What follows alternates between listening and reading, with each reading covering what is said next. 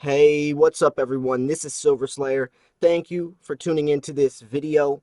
I want to talk about emergency silver stashes and how they can be beneficial to your stacking journey, but also as a layer of protection from yourself to make impulsive decisions, panic selling, impulse buying. I'm curious where this video can go because I want to ask you guys, and I'm curious to hear what you guys have to say about this topic. But I'm not talking about emergency silver stash in the case of like an SHTF situation. It's more along the lines of having your backup silver that you would sell in case of an emergency if you needed fiat currency. Like, for example, which coins are you going to be selling first and why? When it comes to this, it really is better to be prepared because anytime, especially in an urgent situation, if you have to make a very quick, fast, impulsive decision, the better prepared you are, the more likely you are to come out safe or at least somewhat safe. The odds are definitely in your favor if you're prepared rather than just having something come up and you have to make a quick decision on the spot, especially when it comes to something like precious metals when there's so many different options and types of coins and different ways you can go about it. So my plan is pretty simple. There's a little bit of context to it, so I definitely think that I'm going to be selling, like, the first coins would be selling bullion, but specifically I'm looking for it depends on where I'm selling to. So if I'm going to be selling to my local coin shop, if like for some reason, and by the way, before we even get into this, this should not be plan A. This is a plan B. Plan A should always be you have fiat currency saved in your bank account or you have savings somewhere. You don't want to get into silver stacking unless you have fiat currency already saved up. Because if not, you're going to end up selling your silver, shorting yourself, because anytime you have to sell on the spot, you're usually selling for less money than you can get if you were patient. But you definitely want to be prepared. You don't want to jump into silver spending your last $20 on your first American Eagle. That's not the way to go about it. So definitely make sure you have some savings. You have a financial, you're financially stable before you jump into precious metals. Even if that takes, even if that means, saving up for a couple months just to have that security blanket in case you need to pay rent or a medical bill comes up or something happens. You have a cushion between that from your stack. But anyways, let's get into the part where, let's say you've used up all that money, or maybe it's too expensive and you didn't save as much as you needed, so you had to sell some of your silver. This is the case that we're talking about in this video. So what I would be doing would be probably selling to my local coin shop. Why? Well, that is where I can get the fastest money. You can, especially in emergency situations, you need to get cash right then.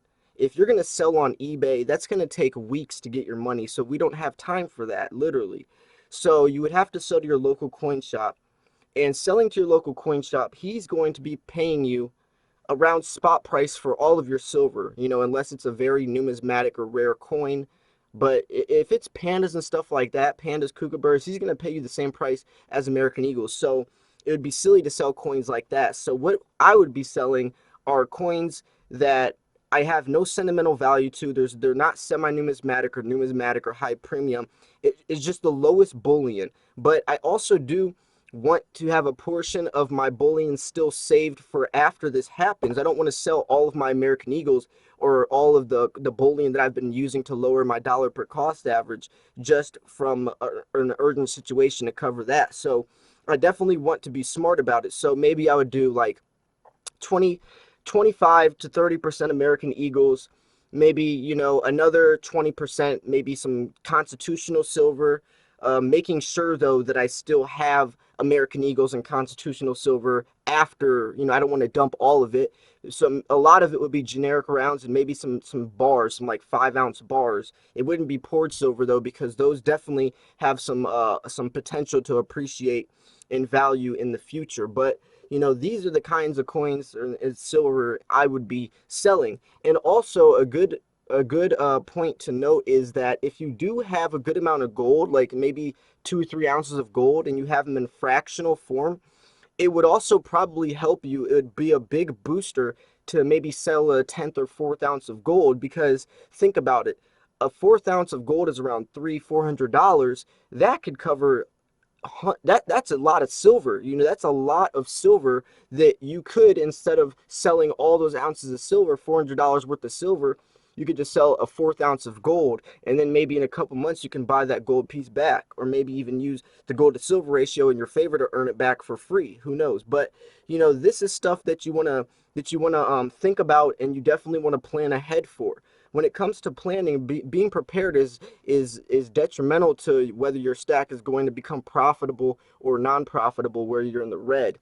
So we're trying to stay in the green. So if this situation was going to happen, I'm looking for, low premium stuff, an easy outlet somewhere that I definitely know I can get it off right then. And also, this is key as well, understanding which local coin shops like which types of silver.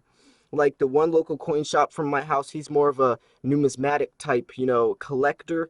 The other one is more of a silver stacker. So if I'm looking to sell my American Eagles, my generic stuff, I'm going to be going to the stacker, because he's going to be paying me, for the silver. If I was going to take my numismatic coins, I would go to the other place. So understanding which types of coin shops, buy and sell and trade which, could be, detrimental to whether how much money you're getting back or not. And hopefully, this would never happen, but we definitely do have to be prepared. I do want to go back into the financial aspect of it, because you don't want to be spending your entire paychecks on silver. You still want to be saving fiat currency, because it's the most liquid. It's the number one way to survive nowadays. Whether you like it or not, you need dollars. You can't buy your house, you can't pay off your rent, you can't pay your gas. Well, I guess you technically could with like face value, constitutional silver, but you're not going to be paying your gas and paying your bills in silver. Silver is for it's to preserve your wealth.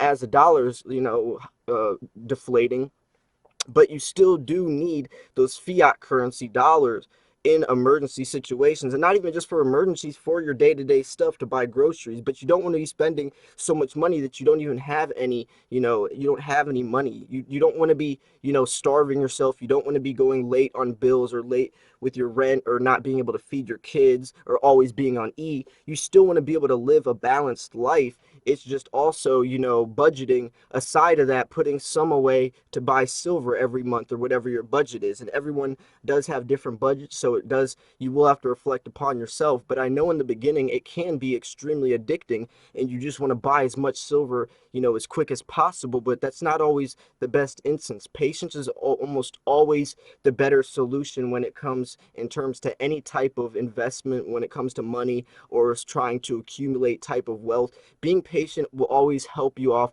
in the better end, and it's usually more rewarding as well, because then once you finally hit those 100 ounces, you earned it, and you actually were able to live a normal life through it as well, not going broke from it. So that's just something I want you guys to think about. But I am curious in the regards of your emergency silver stash. Do you have one, or are you going to start making one? And if you are, which silver are you going to be selling? It also probably depends on your stack right now, on what most of your stack is, because everyone has different portions of American Eagles, different ratios of American Eagles compared to pandas or bars. A lot of people might have like just a whole bunch of cast bars, so that would be what they sell first, because they're just stacker bars. No, not really sentimental value. You can sell a couple of them that could probably cover whatever the situation is. Other people might have, just tubes of American Eagles, and that's the way they would go, is just sell a couple tubes of American Eagles if they needed to. There's not really sentimental value. You still have your other coins that you like, and you can go on with your day. So, it really does depend on your stack, but I'm curious what you guys would do. And if you are going to explain, I really do, I would like if you gave some like back, story, some context to it, and explain why as well. So then other people in this video or in the comments can also understand, and maybe we'll all learn some new stuff and some new angles to take as well. But anyways, I do hope you guys enjoyed this video. I posted another video today as well, so if you want to go check that out, make sure you like that video as well. I know you guys are going to like it, so just go check it out. Anyways, thanks for, tuning in. We also did just hit 19,000 subscribers, so I am so thankful. You guys are so supportive. I'm going to keep pumping out content, keep creating new stuff, and making you guys, feel, just feel welcomed in the stacking community, and keep teaching you guys, everything that I've learned along the way as well. So anyways, this was Silver Slayer. Thanks for tuning in. I will see you guys soon. Peace.